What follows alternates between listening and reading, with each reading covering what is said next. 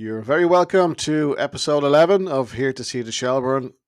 A very successful weekend on the pitch for both sides. 2 wins, 2 big wins, and of course, a big Dublin derby to look forward to this weekend for the men's team. I'm delighted to welcome Dunny after a very busy and hectic weekend. He's becoming the new. You're like Ben Shepherd off the TV. You're everywhere these days, Dunny.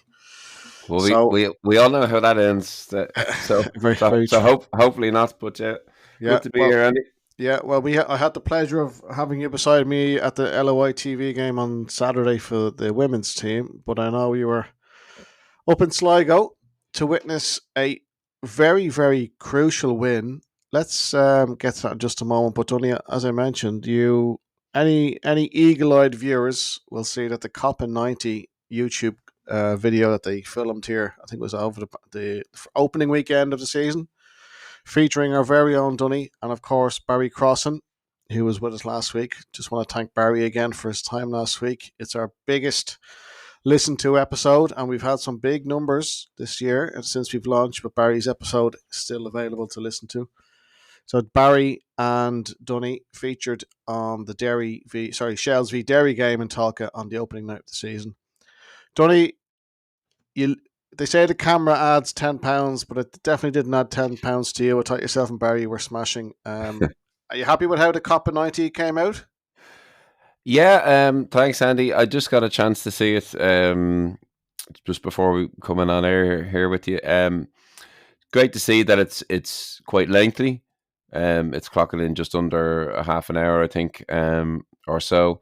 They were covering 3 games over 3 days, so it's a really good piece. I think it was clearly very well planned, and I thought again, excuse me, again through my initial viewing of it.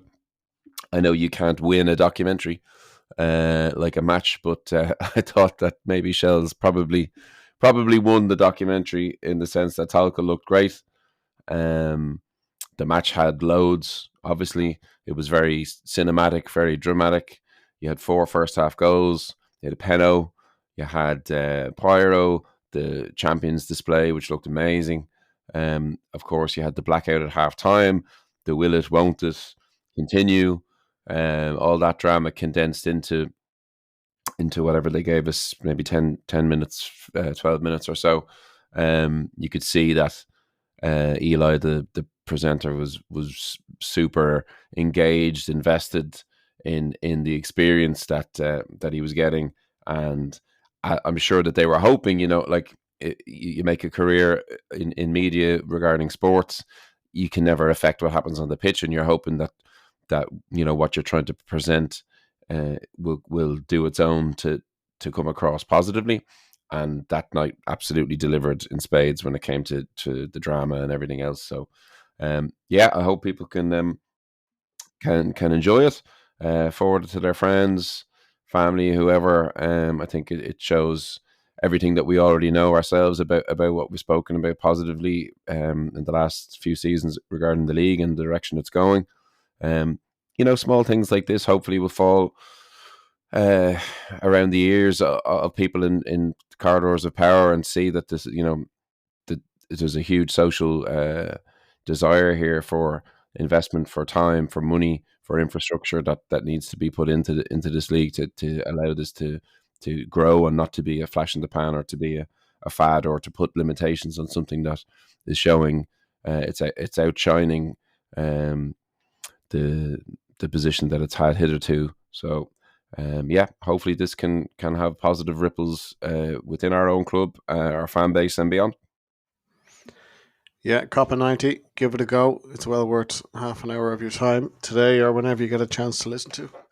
And if you do listen very, very closely, Dunny, you can actually hear yours truly in the background on the Tannoy and Tolka telling people not to panic or something like that. I don't know. It's all a blur now.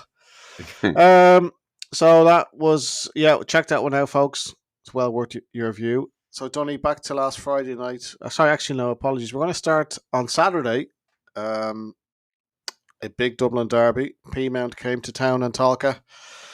A cool, chilly, grey, Tolka Park on a pitch that was a little bit surprising to me. It looked very, very bobbly, but anyway, that's the way it goes. The most important number on the day was 1-0 to Shells, Dunny. Is it fair to say it was a below par, but below par performance? But sometimes they're the biggest results when you're not at your best and you just grind out a sneaky 1-0 win against one of your potential rivals. Yeah, it's early in the season, so we don't know ultimately where Peamount will shake out league position wise. I've got, just having seen them on Saturday, I would expect them to maybe finish higher, certainly, than they did last year, where they only finished in sixth. I think they'll take points off of the teams. I thought their performance was pretty good. Below par for us, but improved in the second half. I thought I described the game. I spoke to one of their coaches, to my pal Davey O'Connor, after the match, and um, the sort of metaphor that occurred to me was that it was a bit like an arm wrestle. And that's how it felt watching it from the gantry. That it was tight, it was scrappy, it was very competitive, like super, super competitive all over the field. No one really exerted long periods of dominance in any facet of the game, in any area of the park. And it did, we were saying it on commentary, but maybe 25 minutes ago, it was pretty clear to me anyway that one goal would have been the winning of the game. So in those scenarios, if you can get that goal, obviously it's huge. If it goes the wrong end, it's obviously terrible. We experienced that on the opening night, and I was really, really desperately concerned for a while that, if we were on the wrong end of two narrow home defeats, that would be, really sapping for sort of morale, considering the excellent 2-4-0 away performances. So I was happy to see that we improved things in the second half. It was for no lack of endeavour. It was for no lack of effort, but I felt in the first half we got a little bit out fought by Peamount. We kind of touched on this here, Andy, after the Galway game that never was against Peas last week, where we thought that, those very, very pointed words from the Galway manager about the cowardice of Peamount and not wanting to play them was going to spur them into, action for and so it proved in the first half. And look, we rode that. They didn't create too many clear-cut opportunities, one or two. Amanda McCullum was able to keep them out when they made their chances. So I was happy to see that we improved second half. And a bit of controversy at the end. It had, for a 1-0, it had a lot of moments of controversy, of tension, a real derby kind of feel to it. Yeah, we'll while you're there, Dunny, we'll talk about the penalty decision. It was going to be a 1-goal victory either way. I think we've seen so many games now that you can just feel it. 1 goal will do it. Penalty, yay or nay? Well, I'm definitely want to get your refereeing opinion on this yourself, Andy, as the former ref, in a moment. But I would say definitely nay on that one. To quote Mr. Ed, and as a defender, maybe, or just like, you were not blessed with a million angles, obviously, with LOI TV, but and the ref, as I said on commentary at the time, was very well placed. He was right there in the D on the edge of the box. The ball was taken down on the thigh on the edge of the 6-yard box, facing the ref. So he had That's a little important, bit. Yeah, he had a little bit of an angle, and he was certainly close to it, and I don't think his view was obstructed. But I've watched the highlights back since, and I'm not. I haven't seen any evidence to alter my opinion as a man of science, Andy. Unless I have further evidence to change my mind, I won't.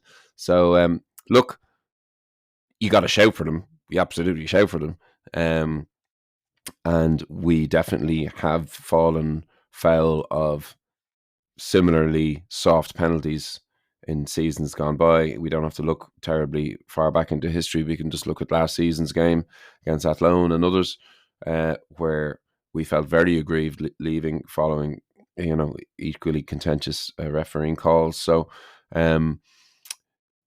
sometimes you get them, sometimes you don't. I wouldn't have given it, but super proud and great to see our third penalty taker of the season being able to step up, and Kate Mooney having the minerals to send the ball in via a slight touch from our former keeper into the bottom corner, because with the two missed penalties in Waterford and other bits and bobs are around penalties to this point in the season, it was pressure on the kick anyway. It was far from a certainty. It was absolutely far from a certainty. Amanda Budden is a big presence in goal. She was roaring and yelling the whole day at fans, at players, at the ref. I'm sure she was coming through on our commentary. People probably thought she was in I, the booth with us at I think times. she spotted you up in the gantry, Dunny. That must She be it. remembers. She remembers you from Tala last year. That's it, yeah. But so yeah, credit to Kate Mooney, credit to the whole team. I thought they were really good and went for it second half, and then and we saw it out. We might talk about that as well after the red card, but a little bit of a blip and then a bit more game management. But what did you think, Andy, on the panel yourself? Haven't seen it back. Yeah, we were up in the gantry. I think there was some microphone issues in the first half, if anyone was listening, which had nothing to do with Dunny and I, but hopefully the LOI TV fellas rectify it in the second half. But for the penalty, the referee gets one look at it. A good feeling for me is that it was very soft, but he, as you said, Dunny, he's at pitch level, which is very different from where we were, and he was looking directly at sort of true Bambi Cook, and so he didn't see. I can understand why he gave it. We had the luxury of replays, and we've since seen it on YouTube clips. So look, some days you get them, some days you don't. And as you said, whether you believe it or not, sometimes these things even themselves out. But I will say again, referees union. I thought the referee Arnold Hunter had a very good game. Best referees are the ones you don't really notice. You don't see them, you don't hear them. So I would say, I'd give him a good 7.5 out of 10. Good man, Arnold. And Kate Mooney, it's big pressure, Dunny. Like, it's still only game 4, but if that hadn't gone in, the game probably would have finished a draw, and that would have been 1 point from 2 home games against 2 of your big rivals. That, at this early stage, almost sort of leaves you catching up, because the other teams are flying. Athlone, Galway are bombing along. Yeah, I was speaking with just before I left after the game. I was speaking with Kristen Sample, our community officer, and I said to her that in the same manner that the loss in the last minute to Rovers felt, it was on the opening day, but like there was tears, and it felt like a real significant blow. This felt, again, as you say, only 4 games in, as significant a last minute winner, as significant a 3 points. It felt like we've balanced that out now, and we're now only the league table, we're a point off top. We've got that home win under our belt, 3 wins out of 4, another clean sheet, 3 clean sheets on the spin, not to be sniffed at. We might get, talking about clean sheets, the few and far between in the men's team. So happy to get 3 on the bounce without a doubt. And it did feel like it kind of righted the wrongs of that opening day. I really feel like the team is clicking nicely. One player who caught both our eye at the weekend, Donny, was Mary Phillips of Peamount, playing at centre back. Only 18 years of age, and I'll be stunned or shocked if this young lady doesn't go on to bigger things. I think we're both very impressed. She's absolutely outstanding. And I think I said it to you on the broadcast. I was like, this is the reason, or one of the great things that the Women's Premier Division offers people, for a very low barrier to entry to come and see stars of the future to come and see people like our own Evie Clancy, who'll be playing this Friday. Hopefully get some minutes. Will be in the squad certainly anyway for Ireland's game against Greece on Friday. That you're going to see people who will be playing international football, will be going across to the UK to play, or will be having stellar careers. And I was floored. It's rare that you come, you try and be impartial on the broadcast, obviously, but she just was the standout player of the 20. Just her assurances. I couldn't believe when you said she was 18. Her assurance on the ball, her constant awareness of body position, I thought was excellent. Just, and like they say about Virgil van Dijk or something, in that when he was in his pomp, it never looked like he had to break stride, or he never looked like he was sprinting. He never had to slide in to do anything.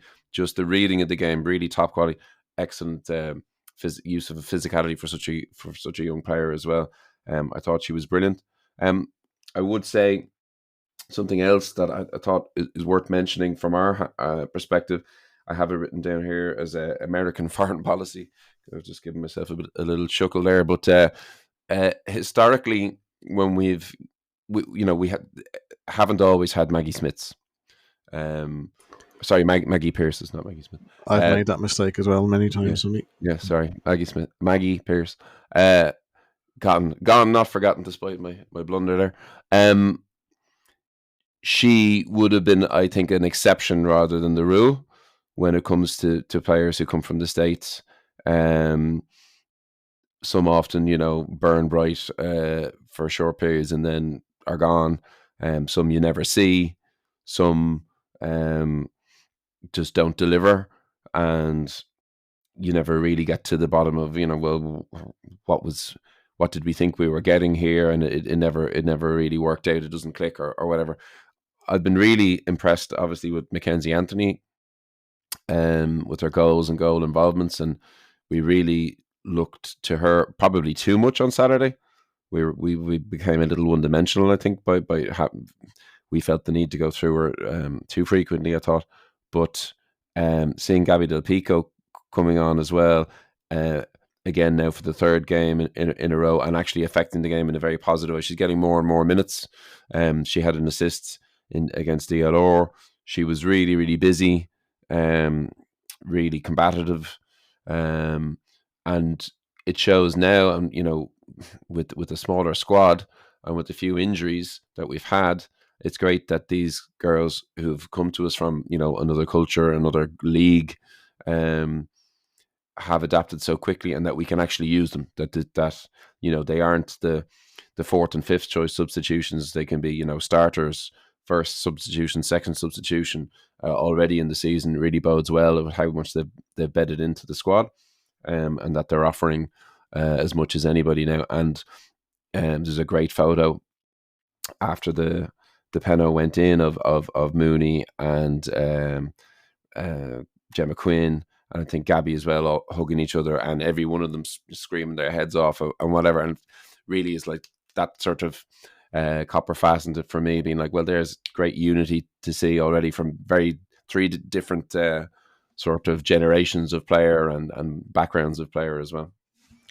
I had a quick word with Gabby after the match. She's very much enjoying her time in Dublin.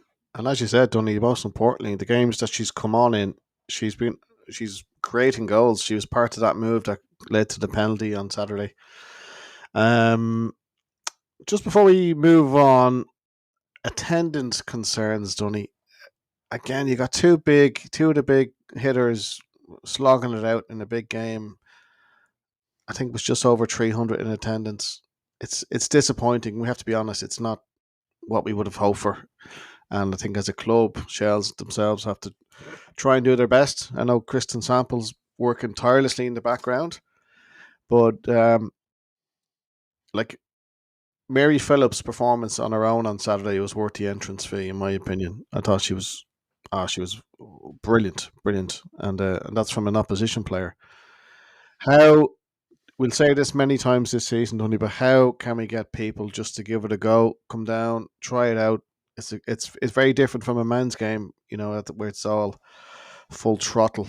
But I think when we're looking at just under 350 people, it has to be called out. It's not good enough. It's very disappointing for a club of our stature to see our leading women's team not have that full support on a match day. Yeah, it's hard to know. I mean, it's something we talk about, and not with the view. It's not something we'd bring up to slate people or to point a finger and say this is on you or this is on you, or to guilt anybody. You don't motivate people by doing that. Um, I think we are making strides. I know there is a plan.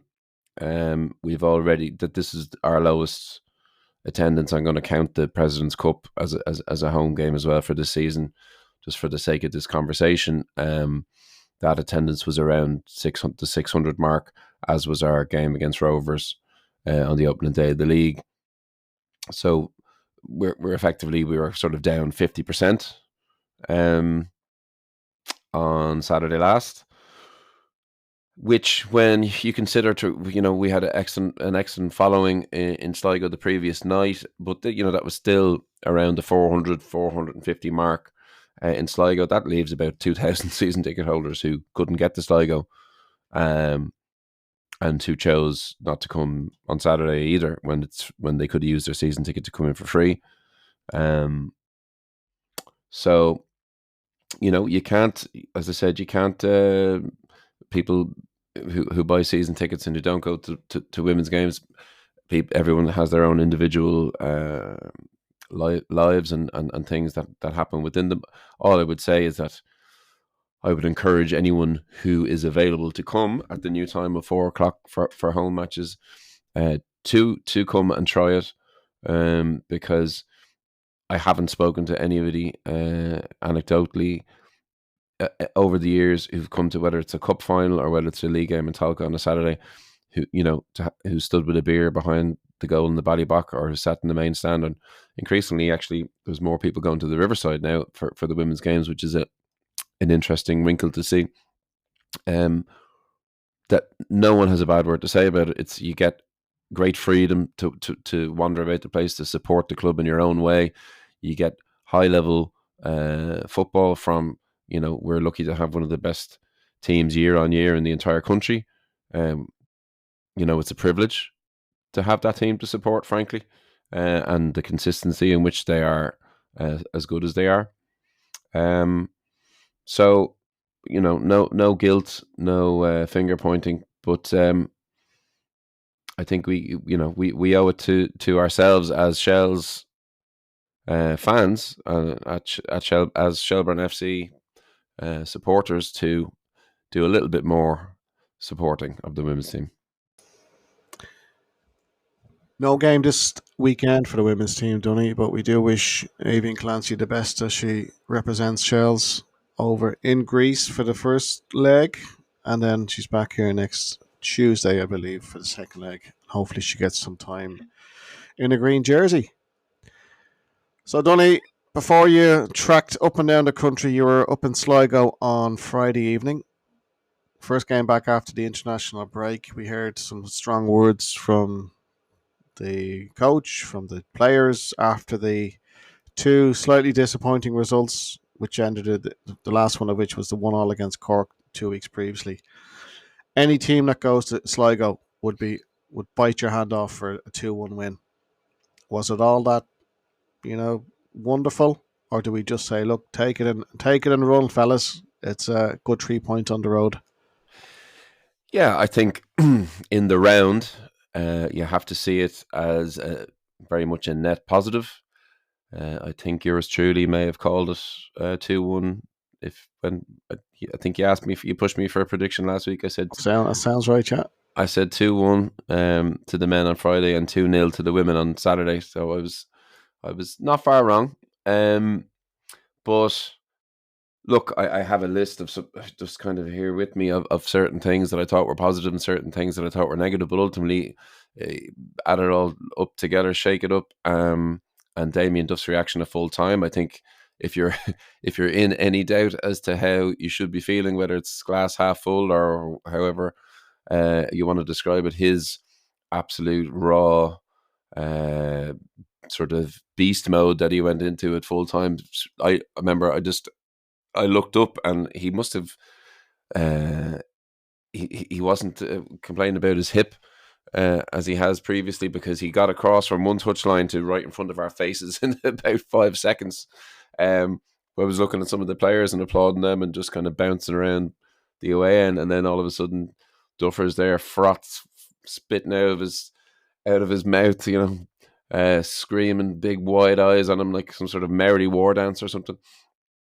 So if he's that jazzed about it, if he enjoyed it that much, then we shouldn't be splitting hairs on whether it was, a performance worthy of the 2-1 win, or take the win and run. As you said, it did have that feeling a little bit like the women's win against Peas, that it had a bit more significance than you might expect at this stage of the season, and it did feel that it felt like it had been a weight off our shoulders, and a bit of a WAIT, a weight since our last win,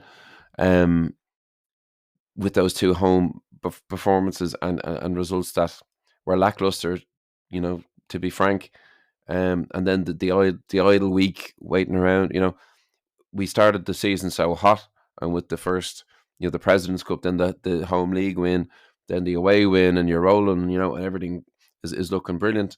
And it just felt like the air got let out of the balloon then sort of slowly over the following match nights. So by any means necessary, those 3 points were big. And to dig in, as we had to do at times, and we can talk about the dynamic of the red card and the game management and whatnot. I'm sure we will now shortly. But in the round, absolutely a very big 3 points, I think. Well, you and 400, 450 brave souls were up in the showgrounds. I was tucked up with my mug of cocoa, nice and warm here in Dublin, watching the match. Things were going absolutely swimmingly after around 10, 12 minutes. But you were there, Dunny. You were felt the pulse of the game. Did the wheels come off very early, or did we just sort of lose? And did the first 12 minutes, the 2-0 lead, go to our head, or did Sligo just actually realise we better start playing here? Because from that point onwards, we really, as you said, we really had to dig in, and we know Shells are full of character and full of fight, but we seem to sort of have to park the bus, so to speak, from very early on, and that's not something I would have expected. But you were there, you felt the passion and the emotion. What did you think? You're rubbing it in there, Andy, with the hot mug of cocoa as well, because I think we were all like bits of petrified wood by full time. It was unbelievably cold. Like, Welcome to Sligo, yeah. yeah, but like, you know what I mean. Like, look, this isn't our first rodeo. Like, we do this every week, and we've done it for a long time. We're used to standing outdoors of football. Like, we choose to do it. We love to do it. So you're not normally taken by surprise by the elements, but holy God, it was unbelievably cold. Anyway, it was a very unusual game dynamic.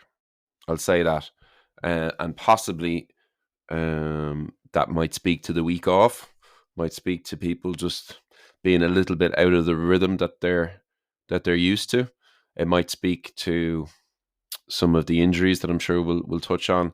That in our case anyway, where our shape, our personnel again are not exactly optimum. But all that being said and being true, we still came out flying, had them on the back foot, pressed them really, really well. Meepo was lively, John Martin was excellent. And we capitalised on an error, and then we didn't rest on our laurels. Then we pushed home our advantage, and could have been good for 2 or 3 inside the first 15. And then, as you said, though, something changed then. Not immediately. I thought there was a kind of a cooling off period then after the second goal, where the kind of both sides gave as good as they got for a period. But then as it got later into the end, towards the end of the first half, I got a feeling that a goal was coming and not for us. I know I spoke to someone who didn't feel that was happening, but I did feel that the home crowd, for the first time, you started to hear them a little bit. They were getting a lot of ball recycled in our own half. We found it incredibly difficult to clear or intercept and then retain the ball. There was a lot of crosses coming into the box and so on. But and ultimately we held out until I watched the highlights back there over the weekend, and you could see just as the clock clicks into the end of that, into injury time, just as the clock turns to red, they score, which is really, really frustrating considering I think there was only a minute of injury time to be played. So like you're literally 60 seconds away from getting in 2-0 up away from home at half time, which is, look, thank God we held out, but like we've spoken about game management on this pod quite a bit. And again, I know we had been kind of bailing water for a little bit prior to that, but whether that's someone going down, whether that's getting some treatment to take the sting out of things, whether that's as we saw on Saturday, someone booting the ball out onto the Richmond Road, or the Sligo equivalent. It would have been nice to have seen us get in at halftime 2 ahead. But we didn't. And again, second half, you could look then and say, well, is that a positive that we were able to keep them scoreless then second half? Or should we not have been in that position in the first place? Looking at it on the telly, Andy, did you feel a goal was coming prior to halftime? For Sligo, yes. Yes, you can. It's when you have that sort of, that wider view, you can see the sort of the team are. It's almost like that self defense mechanism. You step back that extra 2 or 3 yards, and then all of a sudden those 2 or 3 yards become almost 10 yards, and it's almost one way traffic. I would say though that, we'll touch on this before we do the patch preview later, is that the injury list is starting to look a little bit concerning, but I would give great credit to Lewis Temple, Cam Ledridge, and the other guys who really put their bodies on the line. Giving that goal away, just as you said, just before halftime, that was a sort of a sliding doors moment. But to be great credit to the lads, they dug it out. Good to see John O'Sullivan back. And all you, as we say every week, Dunny, all you can ask for from your players who wear that red jersey, or sky blue as it was, is to give absolutely everything. And I think that's why Damien had to let out that roar at the end. I think he's been very pissed off about something in the background. I think, and he alluded to that after the Cork game. There's definitely something brewing there. But as you said, Dunny, there's not many teams. Shamrock Rovers lost up there 3 or 4 weeks ago. It's a hell of a tough place, and if you've never been there, even just a day travel, it's like it's a. I know these are pros, but trust me, when you go away for a big game like that, there's a lot in it. There's a lot of commitments. There's a lot of emotional and mental preparation you have to do. Whereas if you're playing at home at Tolka, the players turn up around 6 p.m. So, without rambling on, I think it's a fairly significant 3 points. And if you consider we've now played 7 games, we've won away to Waterford, we've drawn away in a hard fought game to Galway, and now we've won away against Sligo. That's top quality away performances. The disappointing ones, of course, were the 2 home against Drogs and Cork. But overall, despite the fact that we're not firing on all cylinders, Tony, if you look at the league table, we're 1 point off, and we got, before people start losing the run of themselves, I think we have to be happy that it's going to take 1 round of games, maybe even up to 2 rounds of games before we hit our stride. But again, the only sort of concern I have after that game the other night is that we're Sean Gannon, is he fit for Friday? I don't know. Paddy Barrett has a hamstring injury, I think. That could be 2 weeks, that could be 6 weeks. You just don't know. And of course, our good friend, I think Sean Boyd, got himself another yellow card. So I think he's suspended for Friday. I'd have to double check that. Yeah, So, he is. yeah, he is, Dunny. Yeah, sorry, Dunny, go ahead. Yeah, you've raised some good points there, I think, Andy. One of the positive ones I wanted to touch on were the performances of a couple of players in particular who stood out for me, who have sort of hitherto had very limited game time. Um, the two Johns, actually, John Martin and John O'Sullivan, I thought were excellent. One started, obviously, and the other came off the bench. Really, in a time where we've spoken about this the team that we have now going through a little bit of a transition period of personnel, uh, of sort of collective attitude and trying to find our own sort of 2025 identity as an outfit. And some of these guys who have been with us, such as both Johns, who have yet to really feature massively, might have been thinking, well, look, these lads aren't tearing up trees, and how come I'm not getting in? Or, you could say, well, their attitude, you wouldn't be certain of what you might get. And they answered all that, or there's no question now about their attitude or their application following the performance that we saw on Friday. I thought both of them looked super fit, super committed. Like John O'Sullivan reminded me, being close to the pitch as you are in the away end there in the showgrounds. I was getting flashbacks to kind of last year's home win over Shamrock Rovers, where he was just flaking into lads. Just any excuse to get body on body contact, he was flying into people, and then tidy on the ball as well when the time called for it. Obviously, Martin took his goal very well. He was getting fouled and dragged around a lot. I thought, early when we were doing well, very reminiscent of the freeze that Sean Boyd gets. So I don't know what that says. You feel kind of Boydie has his card marked by. Well, we can talk about that as well if you like.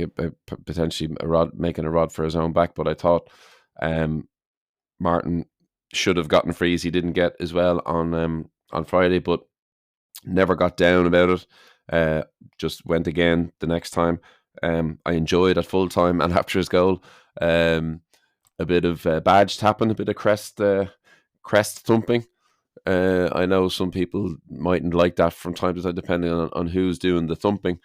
But again, just having known that he's been kind of on the fringes, to see him come in, score, and be like, yeah, I'm still here, and I'm still doing it for you, for the club, was great to see. I thought it was a 10 out of 10 kind of attitude display from him and from John O'Sullivan as well. And when we were looking at some of the other signings, maybe, or some other players who were like, well, look, show yourselves, put your hand up. If we've had these performances at home where we haven't been brilliant, the cupboard is heavy with potential.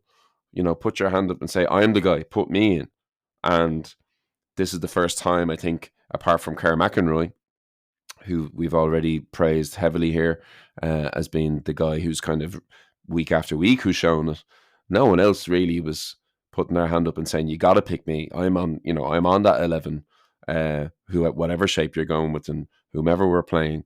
So I think O'Sullivan and Martin really put their hats in the ring now going forward.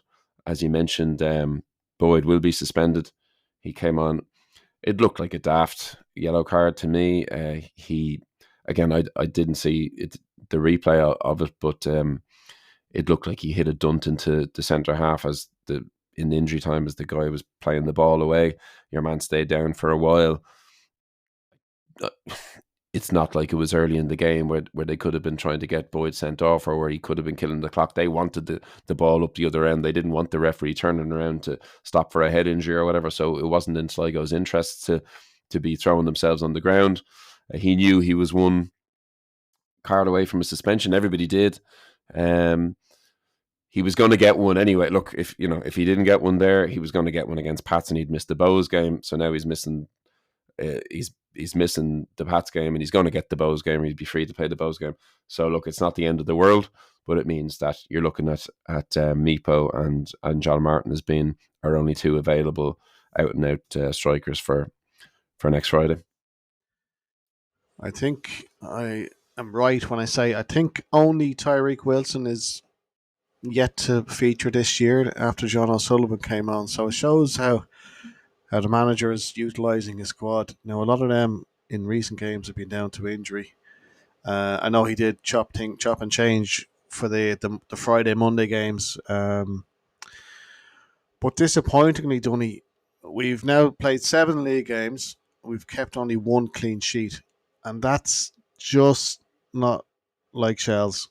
Got away with it on Friday, but it was a stinker of a goal to give away. I wouldn't be blaming the defence there. In my opinion, all these guys are allowed to travel too far. I thought we were way too deep. With the exception of Kerr McInroy, who's, I think, already my player of the year. I'm very impressed with him. I think he's as cool as a cucumber. He reminds me of you, Dunny. Cool as a cucumber. Just delivers the goods as always. But there is a lot of chopping and changing around the middle of the field.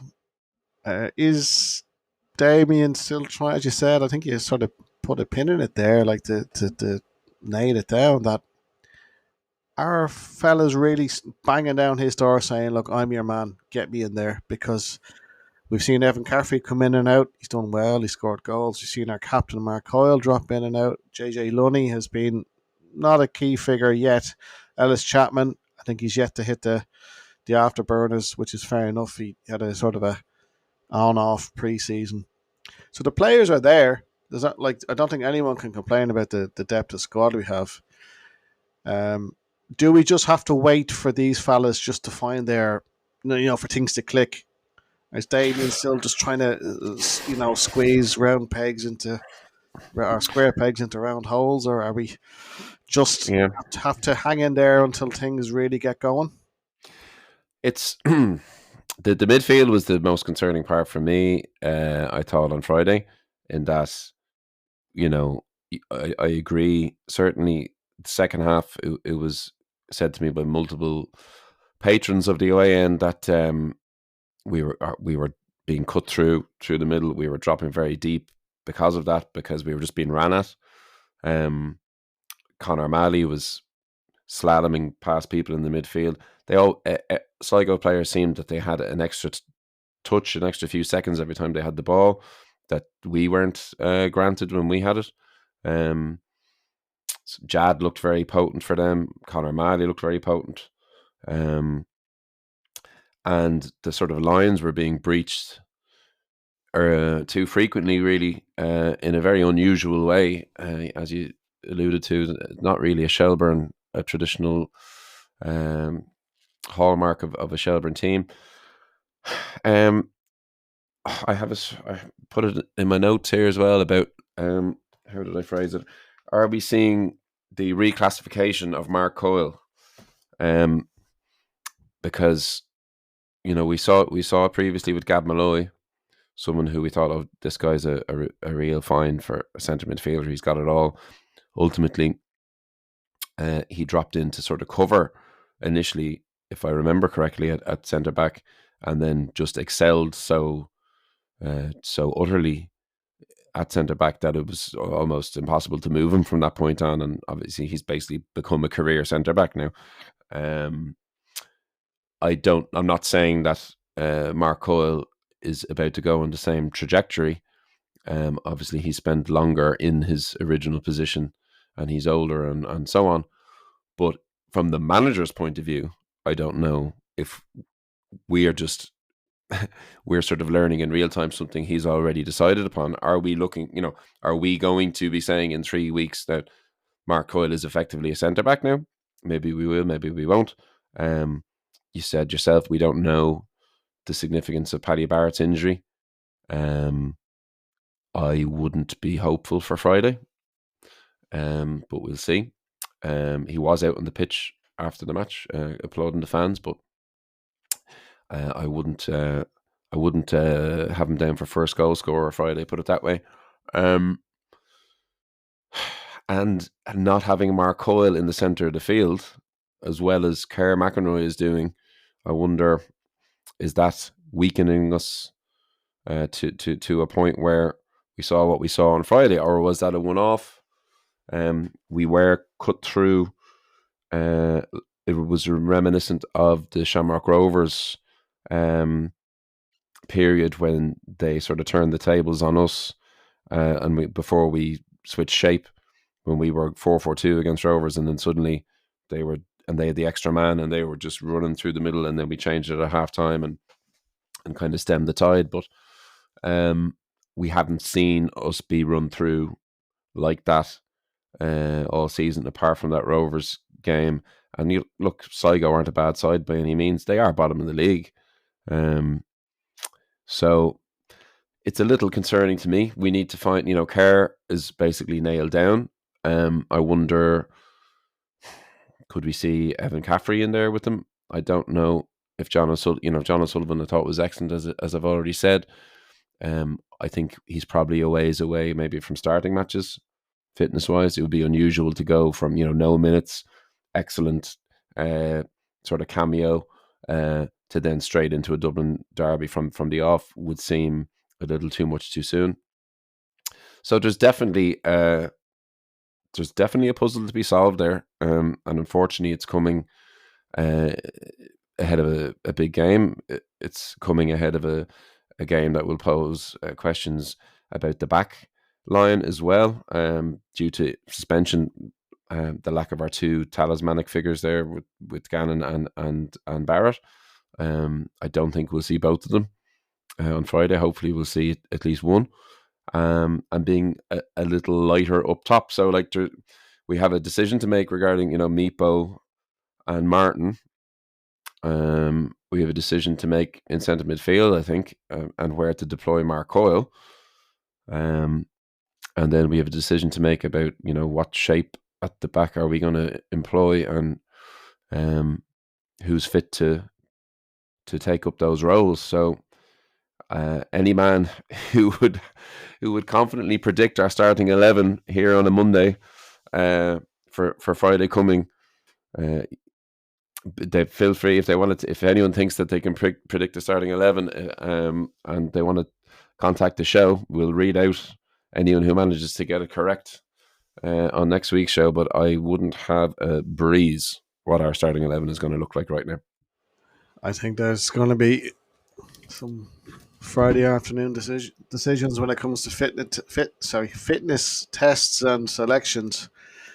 But we went to St. Pat's twice last year, Dunny, and won both occasions. So let's have some faith, as always.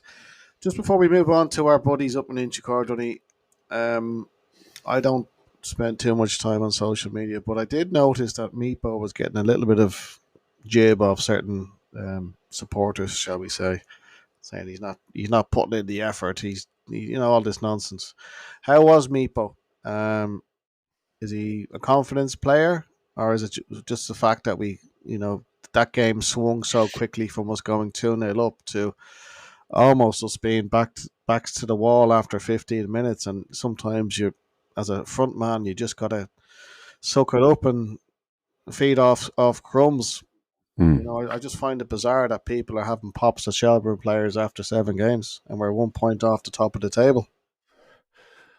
Yeah, you would despair sometimes at, as is the sort of norm with social media. I think the people who are quickest on the draw to take out the smartphone and to hit you with their freezing cold takes are normally the same people who are doing the opposite when it who are getting onto the club account saying announce this, announce that, and then when Meepo or whoever else is announced, they're putting in memes of we're gonna win the lot, and that's it, hand us the trophy now, blah blah blah. And then when said player hasn't got halfway to double figures inside 5 or 6 games, they're saying that we're not getting the best out of them, or they're not trying, or this one is a busted flush, or whatever it is.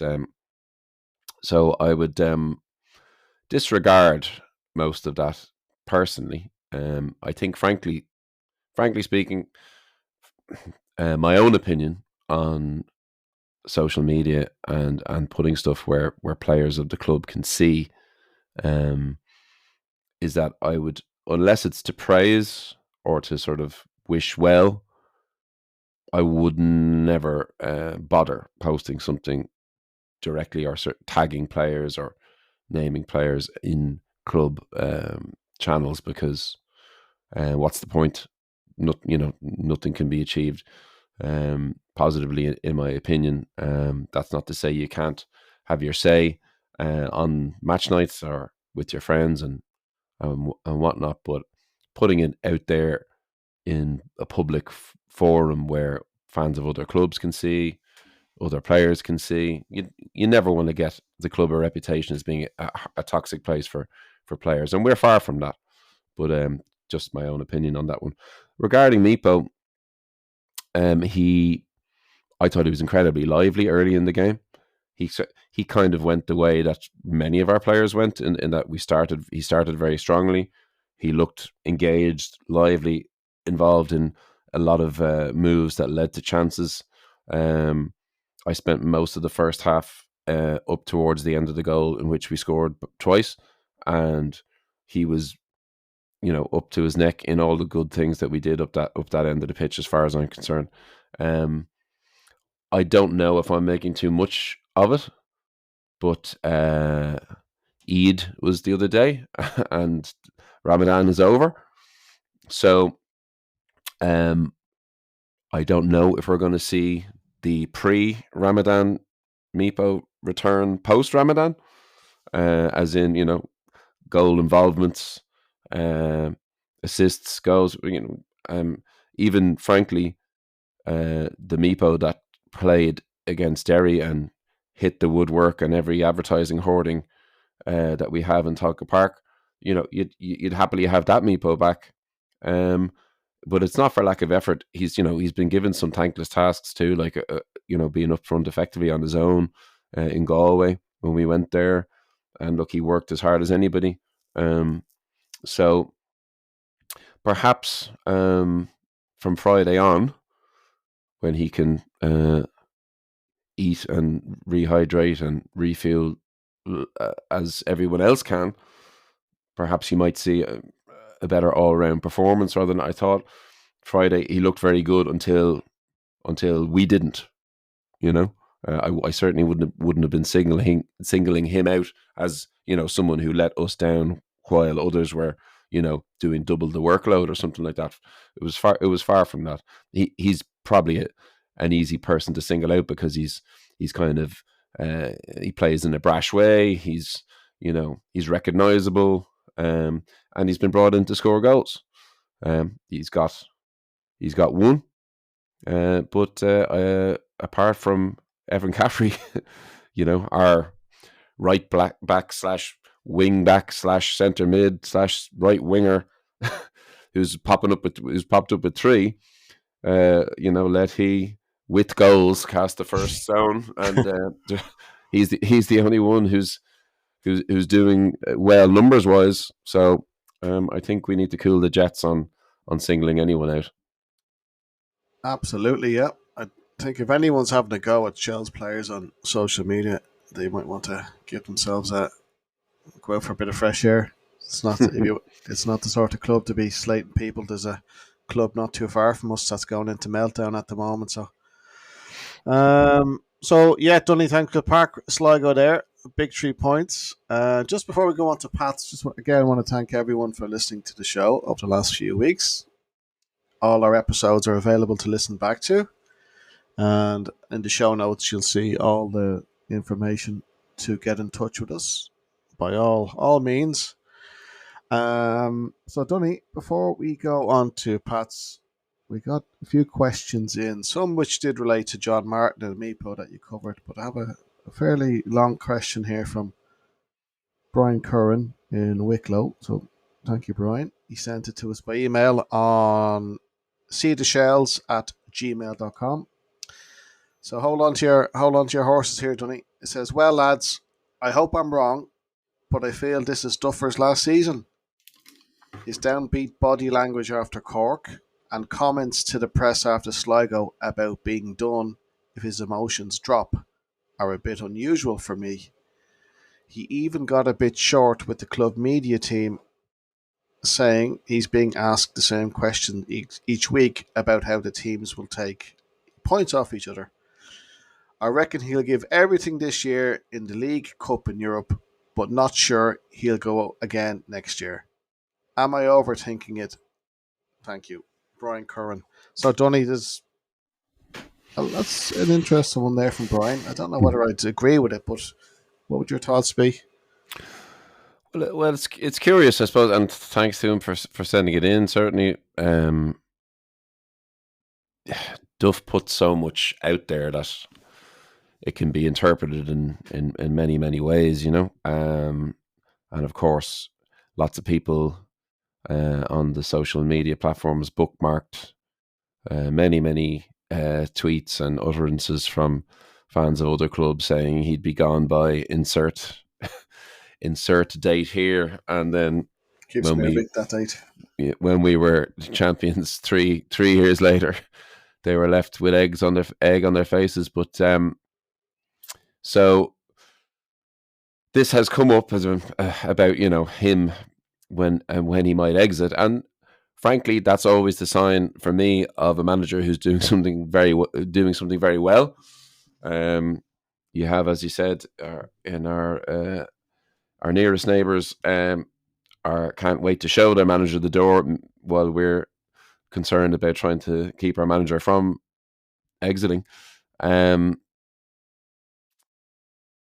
think the main thing is Damien Duff doesn't owe us anything, and we have to be realistic about that. He doesn't need this gig. He has a very rich life regardless, and has a lot to offer football. And frankly, if he walked away tomorrow, it would upset a lot of people. But we just have to stand back, applaud, and say thank you, and move on. Sport is cyclical, and you have to kind of roll with it as it cycles through. Players and managers are temporary, by definition. So I haven't seen anything to suggest that this is it. I don't think he's any more spiky overall than he would have been, say, when we were struggling in our first year, when we were in, for a little while, a bit of a fight to stay up. When we finished seventh, we got out of that. But there was a period there, I remember a 3-0 home loss to Finn Harps, where we were absolutely poison. And he said as much, and it was like, okay, well, if that were to continue, who knows where we would have ended up. So there's peaks and troughs. And I think, as we've discussed on this pod here before, Andy, that he is trying to find motivational tools all the time to motivate players. He does that anyway. But when the results of the motivational tactics are not yielding what he desires, I think that's where the frustration might be boiling a little hotter this year than previous, because he's trying a lot and maybe not seeing his efforts reflected in the performances. So particularly when you've upped your budget, when you've pushed the boat out financially a little bit, when you've, we all have to be very happy with the names that we've gotten in the building since winning the league, and how we managed to keep a hold of virtually all of the players that we would have wanted to have kept. If he's feeling he's not getting an improvement from the playing squad, despite there clearly being an improvement in the playing squad, that's got to be a frustration. being snippy around media, or giving sound bites that could be interpreted in negative ways. That's kind of what he does. Uh, you know, Yeah. he's a passionate guy.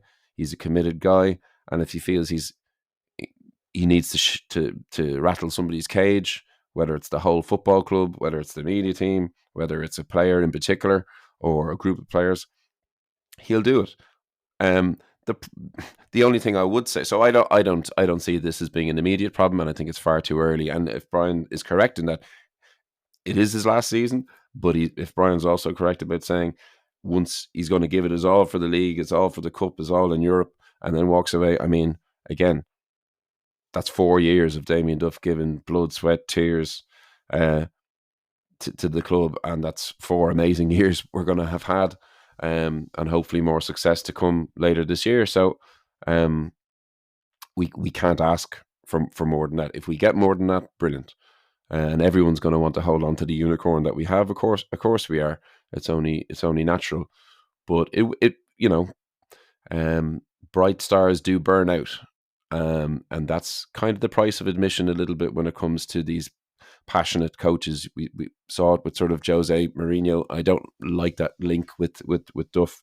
It's lazy, but to compare the two, because they're very different. I think just because he played under him doesn't make him the same type of character. But I'm talking about that level of passion and involvement and calling people out, and being brash and being prepared to take a bloody nose in public, and not always look for easy answers and platitudes and so on. He does that, and to give yourself over so thoroughly to a project, um, it has a finite limitation on how long you can do that for. It's not healthy to do what he does, I think, and it's not healthy to do it for year after year after year. I think if we got 5 years, I think that's the max output that a human being could put out, like he's doing, without needing a sabbatical, without needing a bit of a break, frankly. Um, so we should be planning I mean, we should be planning in our minds, and I'm sure at the club they probably are. Who next? Whether it's, if are we thinking like a Joey O'Brien succession program? Have we got an eye on somebody else in another league, somebody else domestically? I don't know, but like, we're in year 4 now. I think we're closer to the end than the beginning, whichever way you frame it. Yeah, thanks, Tony. You beat me to the question there in terms of a succession plan. But I think Damien's here for the time being, and we should all get behind him as always. Thanks to Brian for the question. You send him in, we will ask them. So, Dunny, thanks for your thoughts there. So, Dunny, this Friday, um, I hope you'll be wearing your finest clobber, because we're going to the home of the champions elect. Apparently, the best team that this league has ever seen. After 87 minutes down in Waterford on Friday, they were not the best team in the league, but of course, 2 late goals meant Pats went home to 3 points, and they're amazing. Um, I'm delighted that there's a bit of bad blood between both clubs. It brings me back to the good old days of Pat Dolan and all that shenanigans. But this one is going to be spiky on Friday, Dunny. Uh, 500 Shells tickets, I think, is the allocation. We don't know, as you said, who the Shells team is going to be. That could work in our favour. It could not. Anyway, Dunny, have you got your crystal ball? Because you got last Friday right. What are we looking forward to this Friday in Inchicore? Whew, yeah, I think spiky is the word, Andy. Um, I think it's 510 tickets, which I imagine will be 450 behind the goal and maybe 60 in the stand. It'll be the first game in Inchicore with their new away, the former shed end being separated in two. We'll see how the stewarding and policing deal with that. I think it'll be spiky in Inchicore more generally. On the field, again, I'm not going to try and second guess what we might put out so far as our 11. Pats have had their injury issues as well. It seemed during the off season for a period that they were signing anyone who's ever played midfield in the League of Ireland who was rumoured to be available. They had a lot of wingers, a lot of central players, Barry Bagley and stuff when they came in, and giving contracts to the Ramel Palmers and the Mulraneys who had been with them on loan and so on. But they haven't been able to get maybe their best 11 on the field too regularly. Chris Forrester is now seemingly having a bit of an Indian summer, whereas I think they were ready to throw him out with last year's rubbish. A lot of their fans were, and he's back in their good graces now. We'll see how long that lasts, but I think it's going to be hard. I think it's going to be tough. All joking aside about, Stephen Kenny, greatest League of Ireland manager of all time, Pat's, champions elect, and so on. I'm not having any of that, but I think it will be a difficult fixture, not least because of the issues we've previously raised. It just seems I'm upset now that we're going to Inchicore and we've got no Will Jarvis and we've got no Sean Boyd. I know we have Evan Caffrey, but my abiding memories of doing well here recently revolve around those two gentlemen, and neither of whom are available to play on Friday. So that means someone else is going to have to put their hand up. John Martin did it in Sligo. Can he do it again? He's more than capable. It would be a great opportunity for post-Ramadan Meepo to put his hand up and show me that and the world that I might be onto something there. If he wants to score a brace, that would be fantastic. The clean sheet thing, Andy, is kind of nagging me, and it's stuck in my craw. I feel like this is something that it's a shame we haven't been able to get on top of, and I don't know if this is the fixture that suggests that we might do that. If we can't keep a clean sheet in 6 of our last 7 games, I just think this is unlikely to be the one that we do. I'd love it if we could, obviously. So I think they're going to score, because if past this prologue, everybody gets one. Apart from Waterford. But we score in every game bar one as well. So I think by process of teasing it out, I think I'm going for a 1-1 draw. I think the majority of people would probably settle for that. Is it fair to say that the standard of performance overall in Sligo will have to be upped a couple of notches this Friday? Sligo, despite their bottom of the table status, did put it up to us. On another night, we could have let it slip away, but as you said, Pats have still have a very strong squad, and they're winning games. They may not be doing it pretty, but they are tipping away. They're currently top of the table, even though it's only by a point. As we mentioned, we don't know if people like Sean Gannon will be back. I think it's fair to say Paddy Barrett is probably doubtful.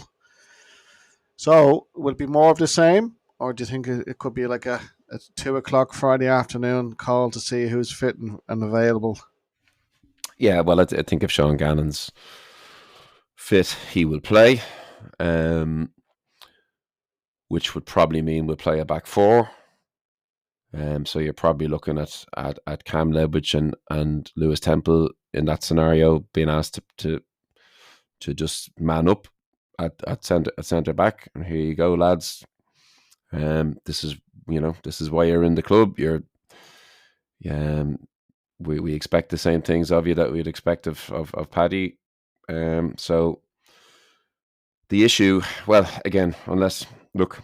Maybe this is the week where we see have we about that reclassification potentially of Mark Coyle. If Mark Coyle starts at the back here, then we might be reconsidering what we think about his place in the 11 going forward.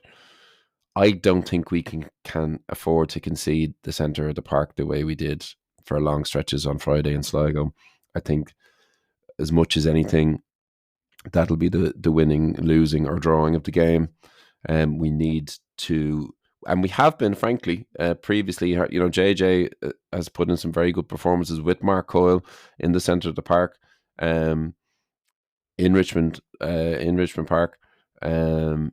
He's had some of his best games, I think, JJ, for Shells against Pats in Richmond Park. So whether we maybe go 5 across the middle and 4 at the back, put Kerr, Coyle, JJ in there for a bit more of a containing kind of setup, possession based, but sort of strong ballast in the middle in the middle of the field, and one up top. That's probably how I would lean, but regardless of who's there or what the shape is, we cannot allow the sort of quality that they have in the middle to feel like they've got time to look up, to pick a pass, to break lines, to run at us directly. Their wingers are very talented as well, and we've seen, Shell's fans don't need reminding about how good they can be at direct free kicks and set pieces. Whenever we've conceded goals there or lost points there, they've come from one of the above, and of course their last minute winner in the RSC the other day was another fantastic direct free kick into the top corner. So look, the writing is very much on the wall there. It's like, if you are not at it, you will not win. If you concede set pieces frequently in or around your box, they will score from them. So the task is not an easy one, but the task is a known. It's a known. So we know what we're going into, eyes open. And I think you're right, Andy. I think that particularly depending on who's available and unavailable, I don't think many Reds would be too down at heart if they were to come away with a draw.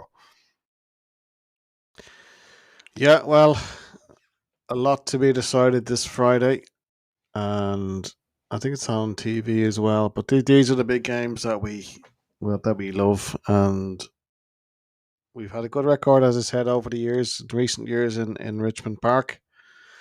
No doubt, it's going to be a hell of a night for everyone there. So, looking forward to it. And to anyone who goes there, sing your heart out, make yourselves heard, and support the Reds as much as possible. So after that, next week, Dunny, it'll be Bows in Tolka, and that brings us to the end of the first round of games. So that'll give us a chance to reflect next week. So any final thoughts, Dunny, before we let you go and finally get some rest after your hectic weekend? Yeah. The losing the hour, who'd have thought that was the final nail in the coffin, I think. What was I going to say? Yeah, just to remind people, if they're listening to this, it's probably early on a Tuesday afternoon. So 7 p.m. I think is the link is being sent out to the season ticket holders for those 510 tickets. So if you want to go on Friday, you're going to need to jump on that. I'd say they will be gone in the blink of an eye. Hopefully, the website doesn't crash or any rubbish like that. Fair play to Sligo. Actually, I think a lot of people were saying it. It was lovely to have an error-free ticket purchasing experience for the showground. So more of that, please. Other than that, yeah, two Dublin derbies back to back, both live on TV. To conclude the first round of fixtures, I think if we get 4, but by any means, I think if you get 4 or more out of those two games, you have to be delighted. So if it's 1 on Friday, followed up by a home win against Bows, sign me up for that. That's fine. Anything more than 4, obviously, is dreamland stuff, and could well see us finish the first round of games on top of the league. So it's in our hands, as you said, despite feeling like we haven't really managed to put our best foot forward as a collective. We are absolutely banging it and right thereabouts. Nil desperandum, we are close, and we should take what the positives we can from Friday, roll into this derby and give them absolute hell. Thank you, Dunny, as always. And thanks to everyone for listening. We would ask if you can please rate the show wherever you listen to it and share with your colleagues and friends. It makes a big difference. Dunny, enjoy the week ahead. And to anyone watching or going to the game on Friday, let's get behind the Reds. Thanks again, and we'll speak to you next week.